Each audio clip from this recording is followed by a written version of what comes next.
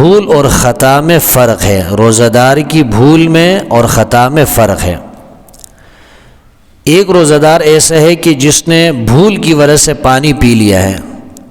تو بھول کی وجہ سے پانی پینے کی وجہ سے روزہ نہیں ٹوٹتا ہے، چاہے وہ روزہ دار صحت مند ہو یا ضعیف ہو یا بیمار ہو۔ اگر بھول کی وجہ سے پانی پیا ہے تو روزہ نہیں ٹوٹے گا۔ لیکن اگر کوئی شخص غلطی کی وجہ سے، خطا کی وجہ سے پانی پی لے تو اس کا روزہ ٹوٹ جائے گا۔ خطا کا مطلب یہ ہے کہ ایک آدمی جو ہے وہ وضو کر رہا ہے مثال کے طور پہ، اور اس کو یاد ہے کہ میرا روزہ ہے، بھولا نہیں ہے، یاد ہے کہ میرا روزہ ہے، کلی کرنا چاہ رہا ہے، اس نے منہ میں پانی ڈالا کلی کرنے کے لیے اور وہ پانی حلق سے نیچے چلا گیا،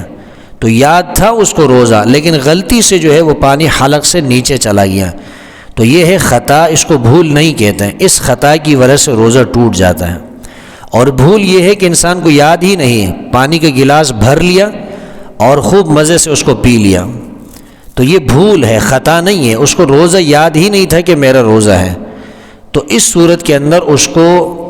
اس کا روزہ نہیں ٹوٹے گا۔ ایسی صورت میں روزہ نہیں ٹوٹے گا۔ بھول کی وجہ سے روزہ نہیں ٹوٹتا،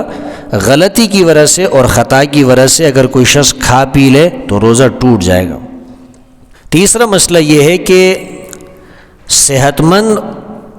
جو کہ تندرست ہے اور ضعیف، ان دونوں کی بھول میں فرق ہے۔ صحت مند، تندرست اور ضعیف کے بھول میں فرق ہے۔ اگر آپ نے کسی روزہ دار کو دیکھا کہ وہ روزے کی حالت میں کھا رہا ہے یا پانی پی رہا ہے، تو آپ نے یہ دیکھنا ہے کہ یہ روزہ دار صحت مند اور تندرست ہے، جوان ہے، یا یہ بوڑھا ہے، کمزور ہے، بیمار ہے۔ اگر وہ صحت مند ہیں، تندرست ہیں، تو ضروری ہے کہ آپ اس کو یاد دلائیں کہ آپ کا روزہ ہے یا یہ رمضان کا مہینہ ہے، آپ کھا پی رہے ہیں، تاکہ اس کو یاد آئے، کھانا پینا چھوڑ دیں۔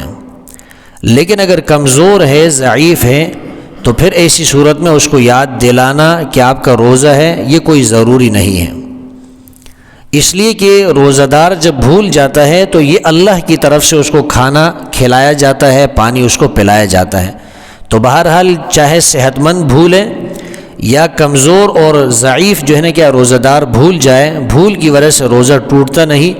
البتہ اگر صحت مند ہے تو انسان اس کو یاد دلائے کہ آپ کا روزہ ہے، کمزور ہے، بیمار ہے، ضعیف ہے، تو اس کو یاد دلانا ضروری نہیں کہ آپ کا روزہ ہے۔ چوتھا مسئلہ یہ ہے کہ خون دینے کی وجہ سے روزہ نہیں ٹوٹتا۔ ایک روزہ دار اگر کسی بیمار کو خون دیتا ہے تو خون دینے کی وجہ سے روزہ نہیں ٹوٹتا، یا کوئی روزہ دار خود جو ہے نا بیمار ہے اور اس کو خون کی کمی ہوتی ہے اور اس کو ضرورت ہے خون چڑھانے کی، تو خون چڑھانے کی وجہ سے بھی روزہ ٹوٹتا نہیں ہے، نہ مکروہ ہوتا ہے۔ روزے کی حالت میں روزہ دار کسی دوسرے کو خون دیتا ہے،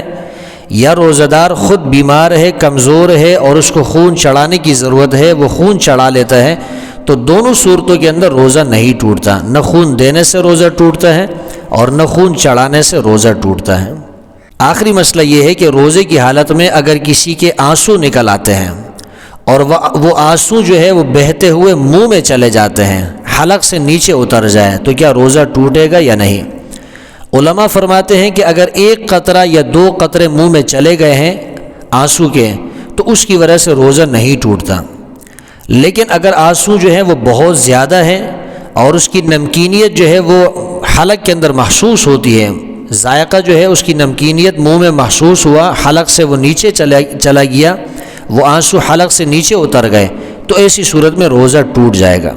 یہی حکم جو ہے پسینے کا ہے۔ اگر کوئی شخص محنت اور مشقت والا کام کر رہا ہے اور بہت زیادہ اس کو پسینے آ رہے ہیں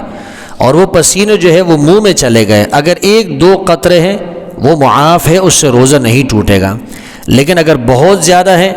اتنا زیادہ پسینہ ہے کہ اس کی اچھی خاصی نمکینیت جو ہے وہ محسوس ہوتی ہے، حلق سے وہ نیچے اتر جاتا ہے، تو پھر ایسی صورت میں روزہ ٹوٹ جائے گا۔